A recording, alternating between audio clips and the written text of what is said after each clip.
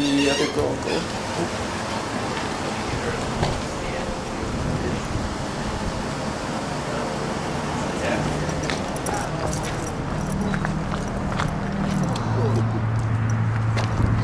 So she says she wants to do it outside, right? Yeah. Okay. You like the cold, don't you? No, not at all. It gets a lot colder. Yeah, oh, I know. They're golfing in Toronto.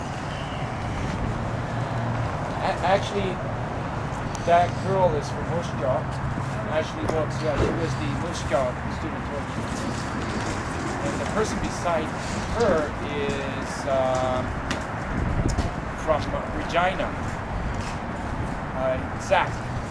Jeremy Zach. He was the Regina student torture. So we're going to do that in those cities. Yeah. That was part of the Canadian student torture.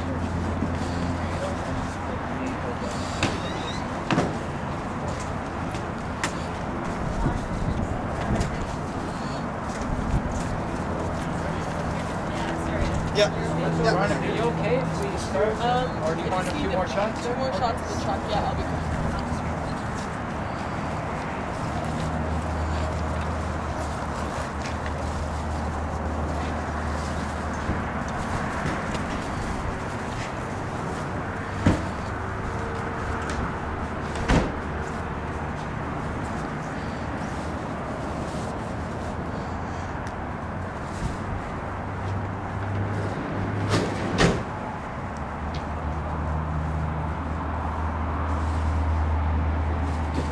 Okay, I'm done. You missed the truck rollover on 22nd there. Yeah, I didn't get it. Oh my god, it was huge. I know. I got called about it. Oh yeah. I was out doing other shit. I'm gonna get my coat. Didn't make it there. How that What happened? happens when you're a one-girl team? Yeah. Woo!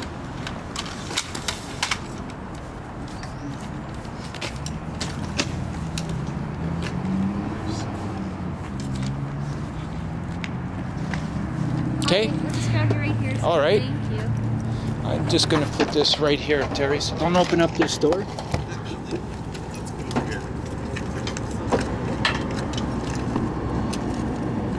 Camera's right there.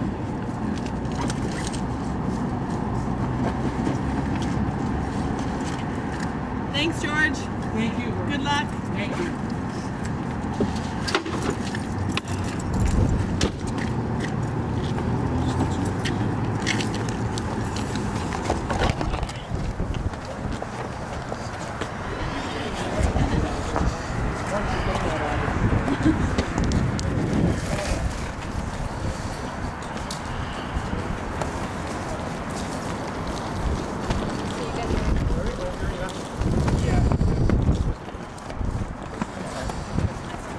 Oh, are you? Oh, okay. Well, I have to keep saying that. I know, me too. I just have to watch. Yeah. All right, good? Yeah. Okay, so I'll just get you, if you don't mind, to say and spell your first and last name. Sure. It's George, first name G-E-O-R-G-E. Last name's Marcello, M-A-R-C-E-L-L-O. Okay, and how can I title you? The founder of this?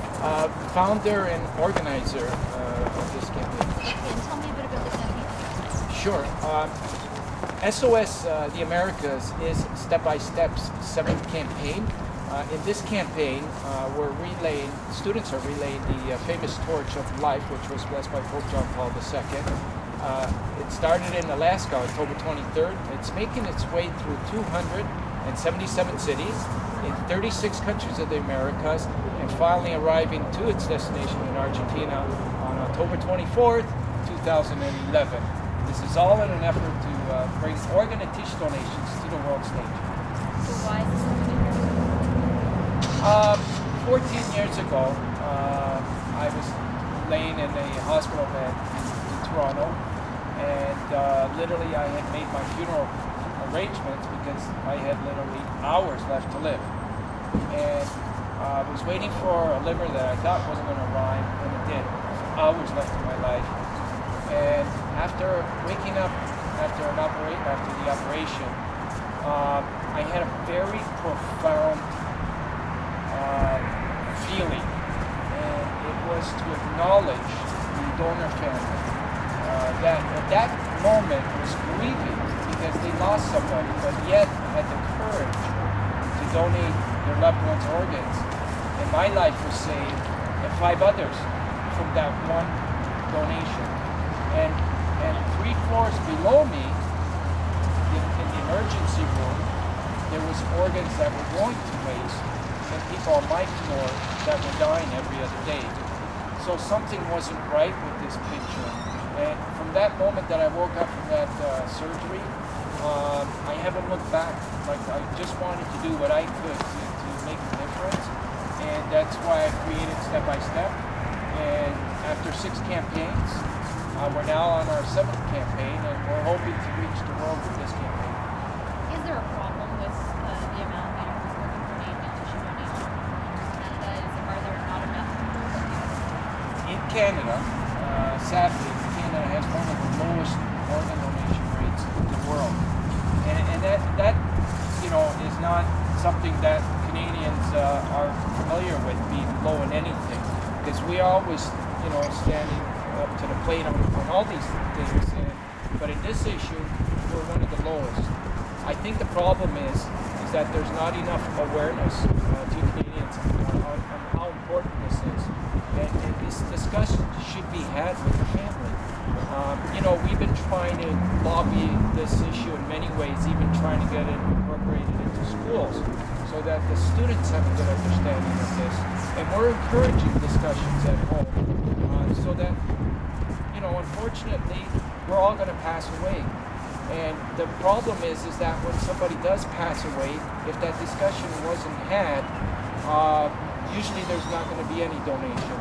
And for the most part, in all the Canadians that I've talked to, they all wanted to make that donation. They just didn't get around to having that discussion. So that discussion is so important. And that's what we're trying to encourage as Canadians to have that discussion, to make this issue an important part of their life. So what would you say to some Canadians that perhaps are a little hesitant about this at this point, you know, their message? Well, first of all, I know some of the concerns and fears. One of them is that if people are signing their organ donor card and you know, wanting to be an organ donor, that the doctors might rush to their death too quickly. But that has never happened in Canada, and that'll probably never happen because that's against the law. The emergency team and the transplant team are 2 separate teams, and it's up to the hospital and the doctors to do everything they can to keep that person alive.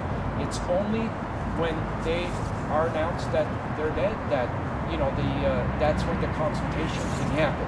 So that's one fear. The other fear is people think that by signing an organ donor card, they're jinxing themselves into an early death, which is just plain superstitious.